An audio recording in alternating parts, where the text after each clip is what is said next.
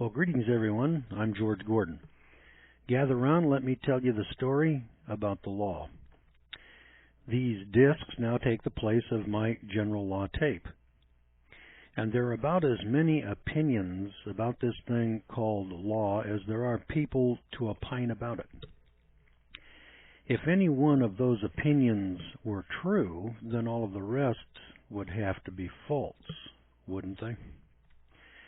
Now confusion abounds, and the blind lead the blind, and they all fall in the ditch. Now I teach law here at the Gordon Law School. I teach pro se litigation to people just like you, Joe Sixpack and Sally Housewife. Housewives, doctors, dentists, truck drivers, plumbers, carpenters, electricians, businessmen all come to school here. And they all have one thing in common, and that is they're all subject to the law. And we're all involved in the law whether we like it or not. And that's because we all have driver's licenses that bind us to thousands of traffic rules and regulations. Most people don't know how many traffic laws and regulations there are in their code, but they have a driver's license for which they have voluntarily agreed with the state that they will obey them all. We have business licenses that bind us to the Uniform Business and Professions Code. The average businessman or professional wouldn't have a clue as to where to find that code with both hands at high noon and a map. We have marriage licenses that subject us to the Department of Family Services, the Welfare Department, child support laws, but we don't understand those laws. We don't know what those laws are, and those laws are being added to by the legislature every session, but you don't know anything about them.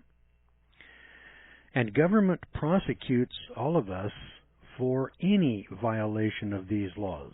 And the question arises, well then, how do we cope? How do we defend? Well, I've developed 8 schools to teach citizens, just local Joe Sixpacks and Sally Housewives, the average run-of-the-mill carpenter, plumber, electrician, the blue-collar workers, and the professionals.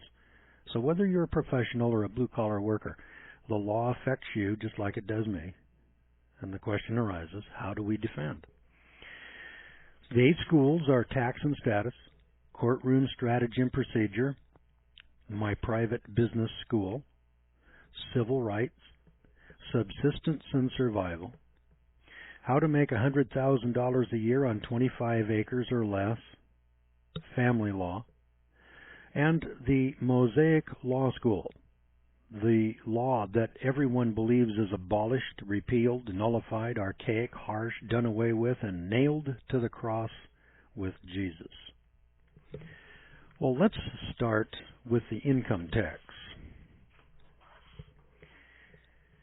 Well, it's not over till it's over on April the 15th. You know, if you stop, for example, to buy a pizza on a Thursday night to celebrate being done with the IRS for another year, the tax man will be right there to grab a slice or two of that pizza. On top of paying the sales tax, you will also be picking up a major chunk of what the government charges or taxes that pizza store owner for local property taxes, unemployment insurance taxes, federal payroll taxes, federal and state and local income taxes, and workers' compensation insurance. Altogether, according to a study by the Americans for Tax Reform, that comes to $3.80 on a $10 pizza. Think of that. 38% of the price of that pizza is tax.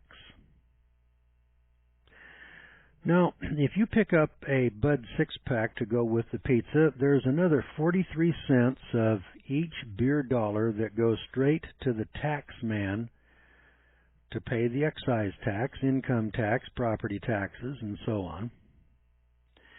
For something a little stronger, let's say you want to drink some Jack Daniels or Wild Turkey, then the taxman's share is $7.20 on average out of every $10 bill that you spend on booze. Now that's 72%. 72%. What does the government do to produce that bottle or that fifth of Jack Daniels for which the government ought to be paid 72 cents? Now go a little lighter and just drink, say, Pepsi-Cola. That's 35% of what you pay for that Pepsi-Cola goes to taxes at all levels. Now add some Marlboros, and it's 75% on a pack of cigarettes. That's right, 75% of the retail price that's funneled directly into the state's coffers. Now, get home and hit the light switch, and another 26% or $26 out of every $100 bill that you spend on electricity goes to the government, rather than for or to the production of electricity. Now, if you're up and flying the next day, the taxman is up early and waiting at the airport for you, and the government pockets $40 on every $100 bill that you spend on an airline ticket.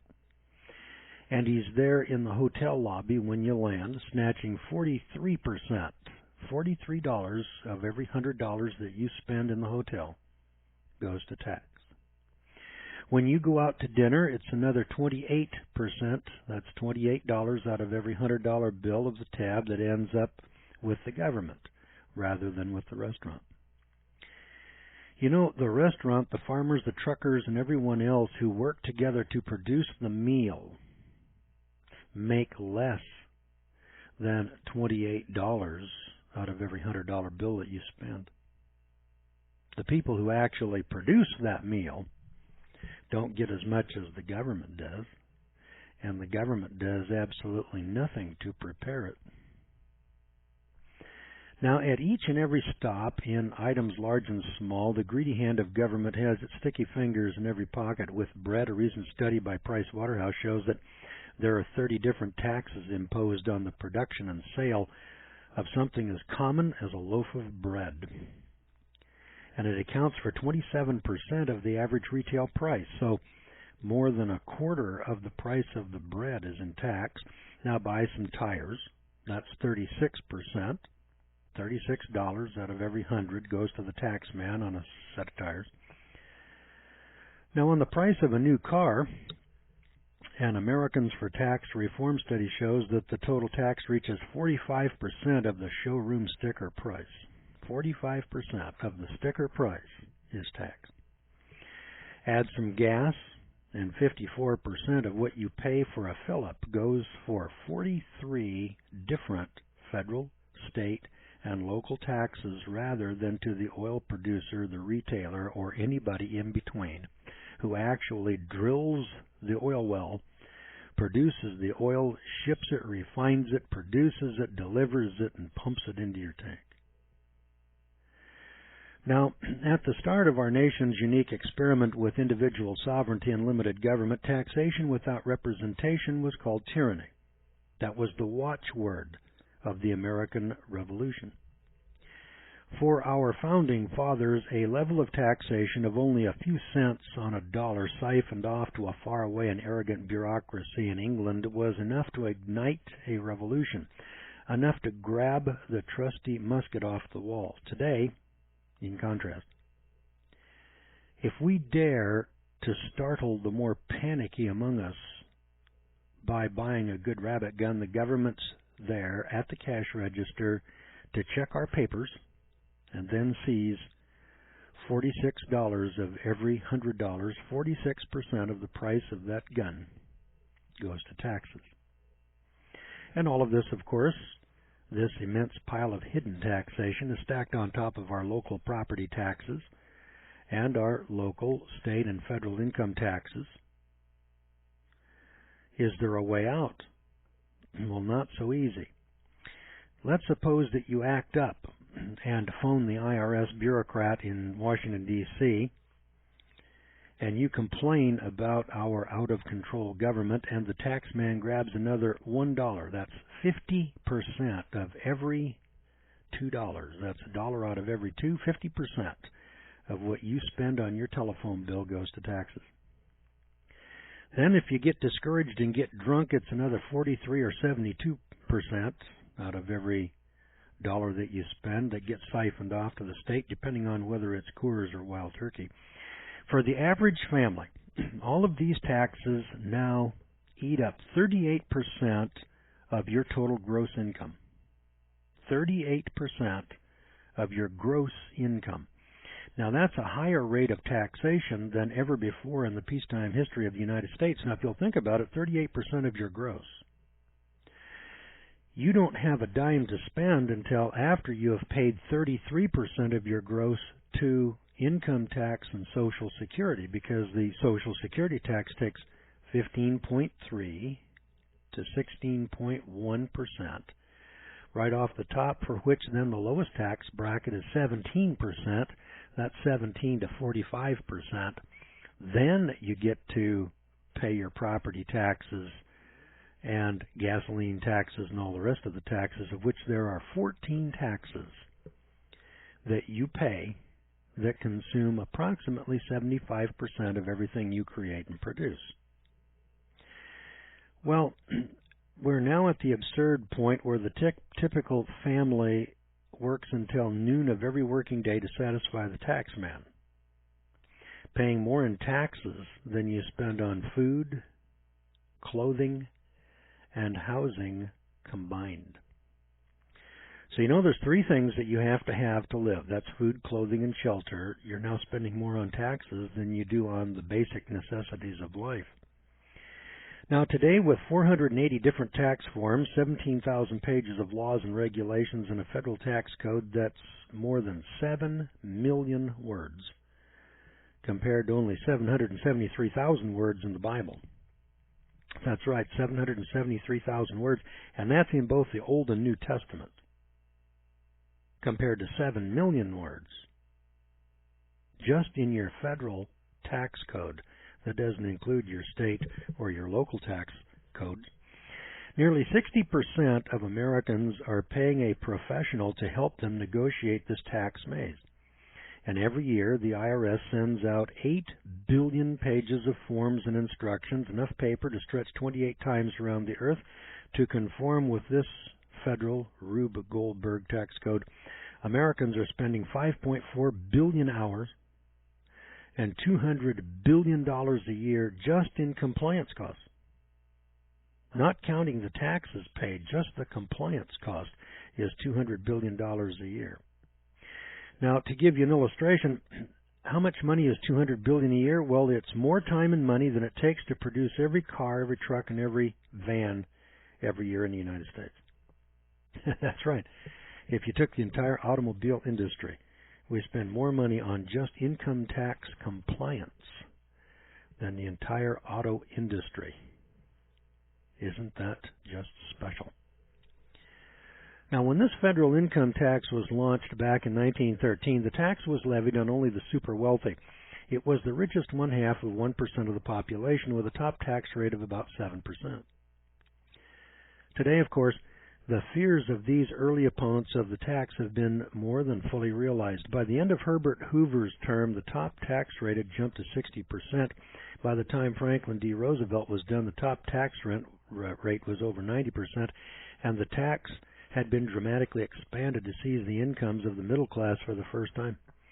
In 1913, the average family had to work until January 30th before earning enough to satisfy the tax man at all levels. And this year, the average American family will work all the way through until May 12th in order to earn enough to pay their federal, state, and local tax bills.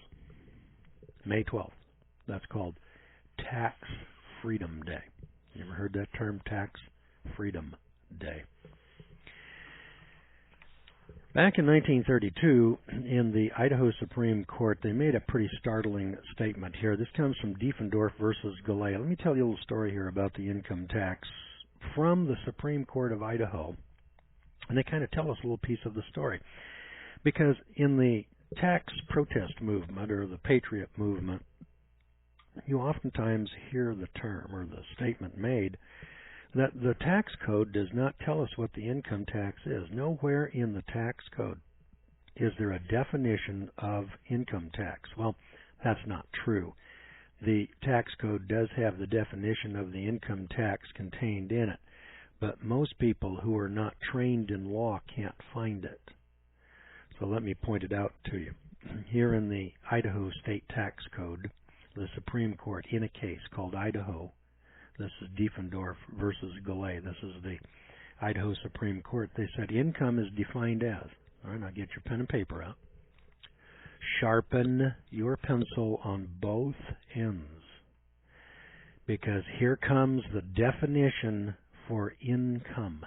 In case you've always wondered, what is it? Now I'm going to tell you. Income is defined as something. Write that down. SOMETHING. You get it right straight out of the Supreme Court of Idaho. Income is something, and whatever this something is, it is derived from property. Got that? I knew you'd love it. Income is defined as something derived from property, labor, skill, ingenuity, or sound judgment, or from two or more in combination. Cited in Stony Brook Rail Corporation versus Boston and Maine Railroad Company. 260 Massachusetts, 379.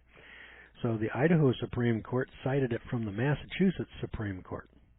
Now, the income tax has been around for a long time. You see that in Schaefer versus Carter. Yeah, the very first income tax imposed in the United States was in New York State in 1778. Did you get that? Write it down. 1778, New York State, first income tax. That's just 2 years after the Declaration of Independence. Now, the same meaning, this court goes on to say, appears to have attached to the term property in all subsequent taxing legislation and in the taxing practices of the executives, and we take judicial notice. Judicial notice. That means you don't have to come in here and prove this. We take judicial notice. It's common knowledge in law that income as such has never been assessed or taxed as property in the state of Idaho. Common knowledge, common practice. Courts take judicial notice that income has never been assessed or taxed as property. Income is not property. Now, here's an interesting concept. Did you know that property has never been assessed or taxed in the United States of America under our Constitution? Yeah, that's right. See, property is a right. Rights can't be taxed. So there's something about this income. Did you know that income is called an excise tax? Just two kinds of taxes, two types of taxes. Under our Constitution, we have two taxes. It's direct and indirect. Isn't that amazing? That's easy to learn. Direct and indirect. It's almost like up and down, left and right, direct and indirect. Well, a direct tax is where we come to everybody and we say everybody pays $2. That's a direct tax. But an indirect tax is a tax where, like gasoline, we go in and buy a gallon of gasoline for $1.25, and there's 43 taxes on that, but you don't know what those taxes are. Those are called hidden taxes. Somebody else paid the tax, and then he just passed it on in the cost of goods sold. Now, on page 633 of Diefendorf versus Gallet, listen to this. This is a real neat statement. It says, income is necessarily the product of the joint efforts of the state and the recipient of the income, the state furnishing the protection necessary to enable the recipient to produce, receive, and enjoy it, and a tax thereon in the last analysis is simply a portion cut from the income and appropriated by the state as its share thereof. Isn't that just real special? Listen to this again. Sharpen your pencil. Listen up.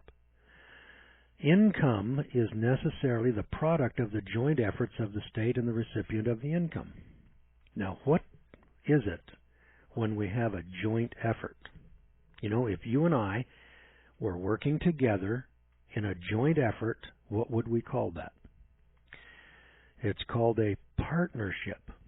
So income is necessarily the product of the partnership of the state and the recipient of the income.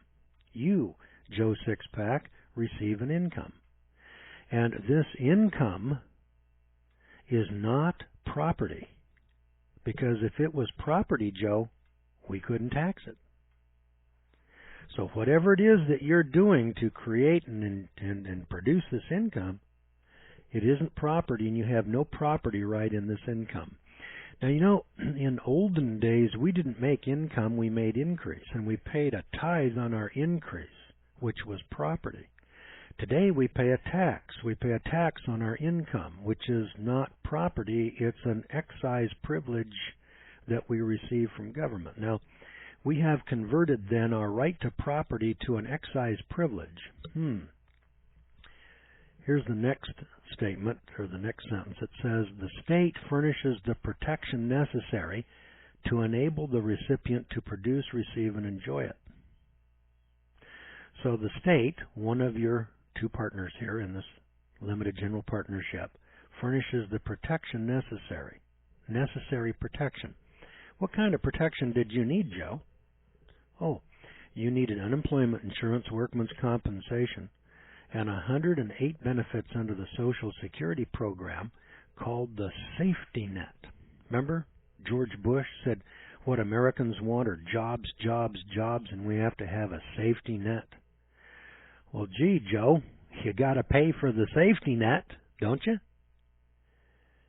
And so we pay an income tax, which is an excise tax on a joint venture, a partnership between you and the state furnishes the protection, the insurance, the limited liability necessary to enable you, Joe, the recipient, to produce, receive, and enjoy this income. Isn't that just real special? The state makes it possible for you to produce, receive, and enjoy this income. Not property, income. A franchise. So the tax, this income tax thereon, in the last analysis, is simply a portion cut from the income and appropriated by the state as its share thereof. Hey, you know, you got a partner, and your partner, he produces something in this partnership to enable you to make this income. And so the state comes along and says, gee, Joe, shouldn't you pay me a portion? So if you're wondering why the state takes, in some cases, 72%, 43%, 45%, 38%, the state is just taking its share of a partnership agreement. Now, I know you're probably sitting there saying, well, why?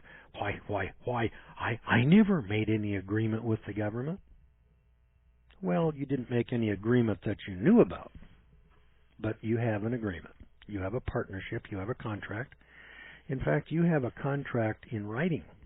Yeah, that's right. It's in writing. A written contract. It's called Social Security. Social Security. Now listen to this. In Labor and Labor Relations, cited from 48 American Jurisprudence, 2nd edition, Section 1. I'm on page 80. In labor laws, the term labor may be used in a comprehensive sense as including those who toil with their brains as well as those performing manual work. So whether you're working as an insurance salesman or agent, or whether you're digging ditches or driving a truck, in labor laws, the term labor may be used in a comprehensive sense as including those who toil with their brains as well as those performing manual work. So if you're working at a bank, that's called labor. Now, the constitutional protection of your right to work is in Section 2, when it says the right to labor and to its protection from unlawful interference is a constitutional as well as a common law right. Every man has a natural right to the fruits of his own industry. Isn't that kind of neat? So the right to labor and to its protection from unlawful interference is a constitutional as well as a common law right. The common law goes clear back to Moses at Mount Sinai. And a constitutional right goes back to 1787.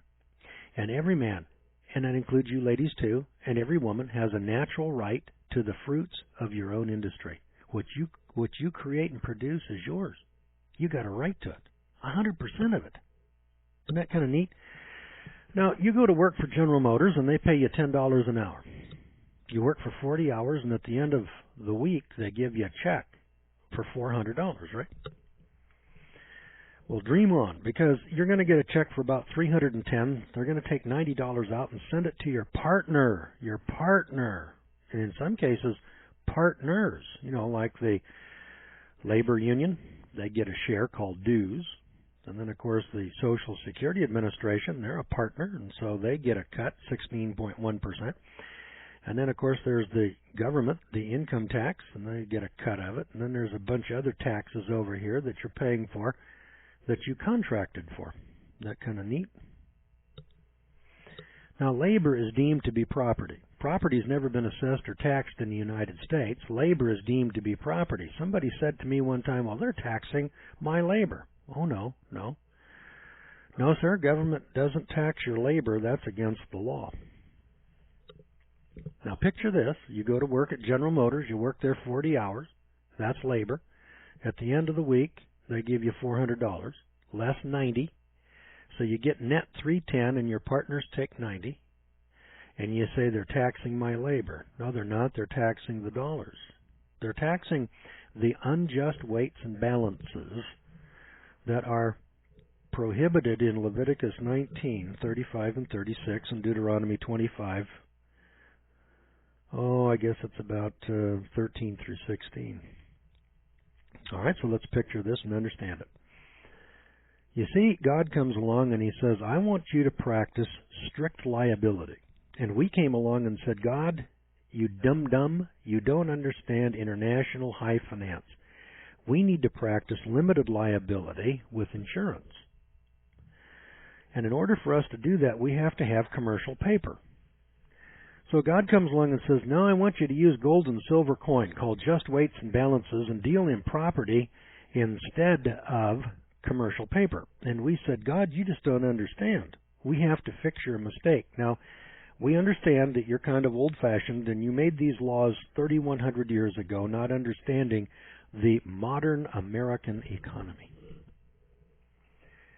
So we have to have insurance. We have to have unemployment insurance, workman's compensation, and a whole host and plethora of other limited liabilities that are furnished by government. In order to finance this, we have to have commercial paper like mortgages, bonds, stocks, Federal Reserve notes. And in order for us to have all of this, we then have to have taxes in order to support and pay for this government which oversees all of this limited liability, and the tax is on the dollars, not on your labor. And you see, you went in and signed a Social Security agreement. When you got your Social Security card, you agreed under the terms of the contract called the Social Security Act of 1935, codified at Title 42, Section 301 through 335. There's the contract. See, most of you couldn't have found that contract at high noon with both hands and a road map, but now I just told you where it's at. Now you can go find it. You should read your contract, because that's the contract that takes 16.1% of everything you create and produce. And do you know that you couldn't pay an income tax without a Social Security number, because that's your taxpayer identification number? Did you know that? Oh, yeah, I'll show you that here in a couple of minutes. So labor is deemed to be property, but you don't have any property in your labor because you contracted it away. And this is especially true within the meaning of the constitutional guarantees, but of course your constitutional guarantees give way to your right to contract. So go to Article 1, Section 2, and you'll see that government is prohibited from interfering or impairing your right to contract. So you have a right to contract with Social Security, the government, or anybody else, and you can give away your rights. So the right to acquire property then includes the right to acquire property by labor. So you have a right to labor and to acquire property by labor. Why did you contract that right away? Why did you give it up? Well, for the same reason that people join the Army. You see, you have a right to liberty, life, liberty, and pursuit of happiness, and then you go down and sign an enlistment contract with the Army and impair your liberty for 2, 4, or 6 years. Well, it isn't that you can't. I mean, everybody has a right to enslave himself if he so desires. In fact, a free man must have the capacity to enslave himself, because if he didn't have that capacity, he wouldn't be free. So the right to earn wages is just as much property and within the protection of the Due Process Clause of the 14th Amendment to the Federal Constitution as are earned wages.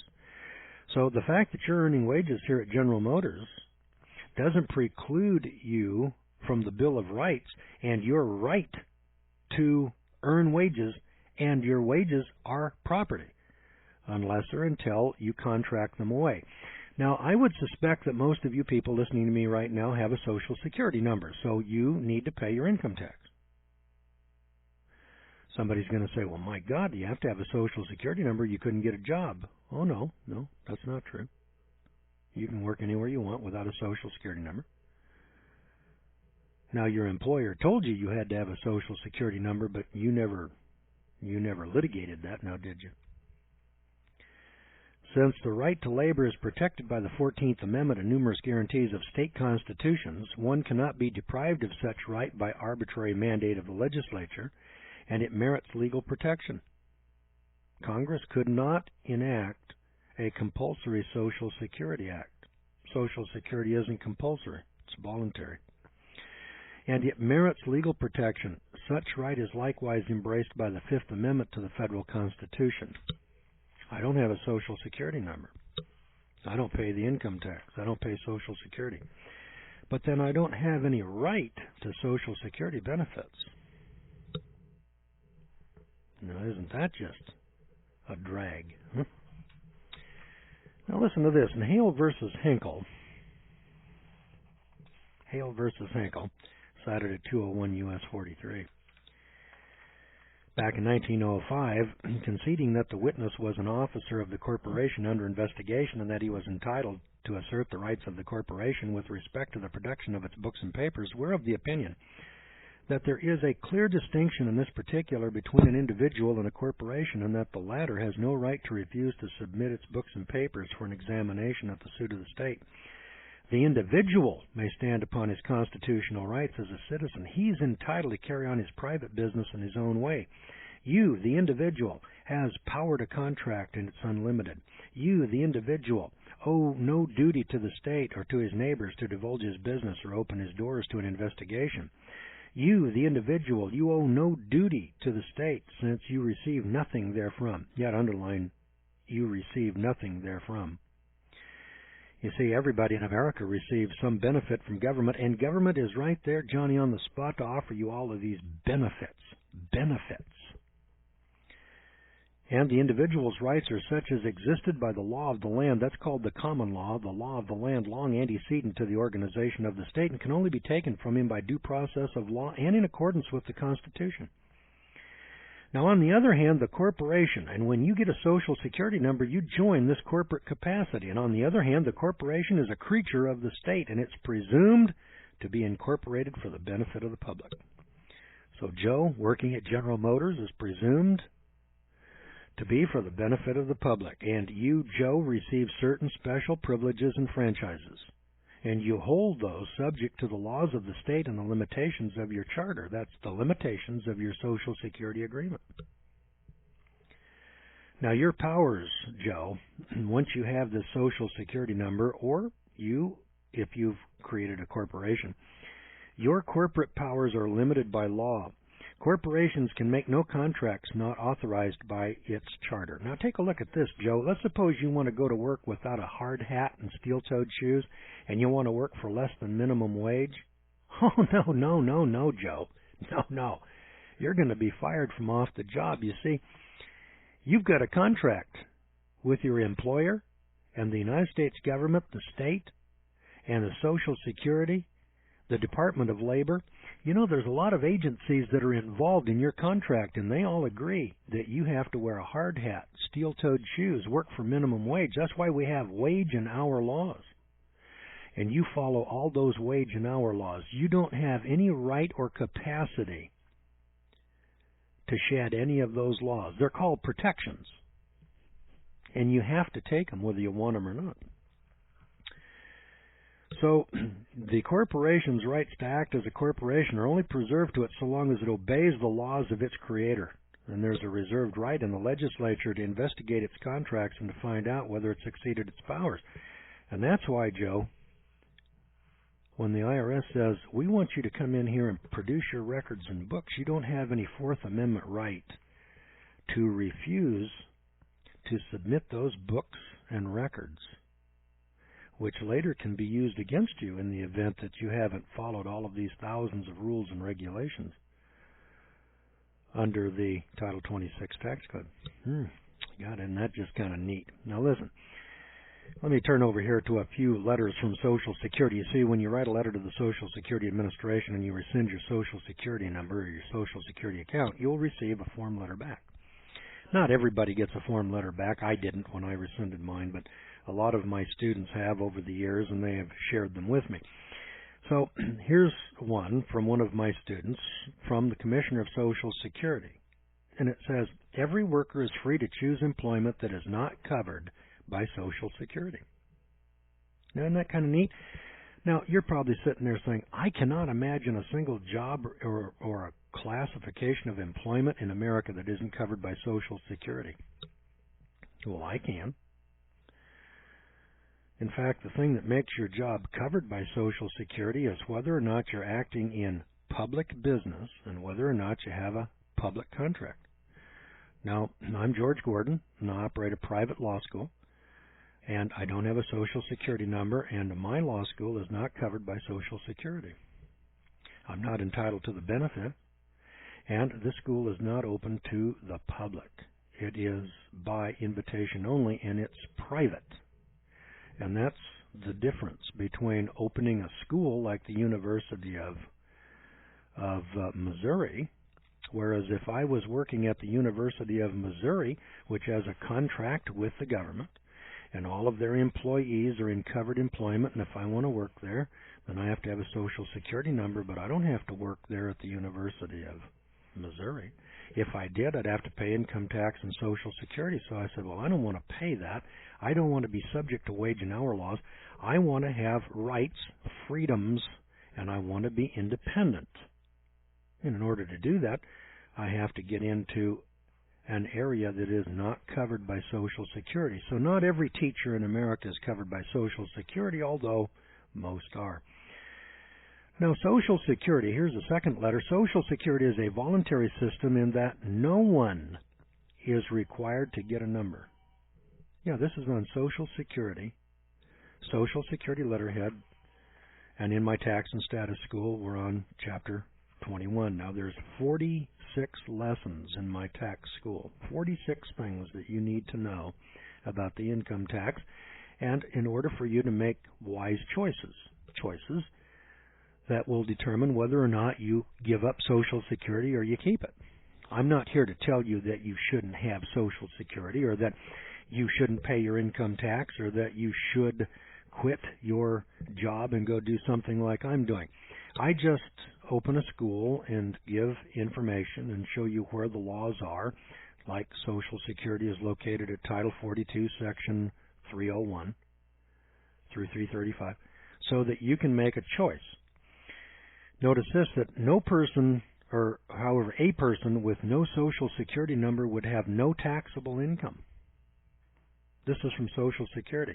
A person with no Social Security number would have no taxable income.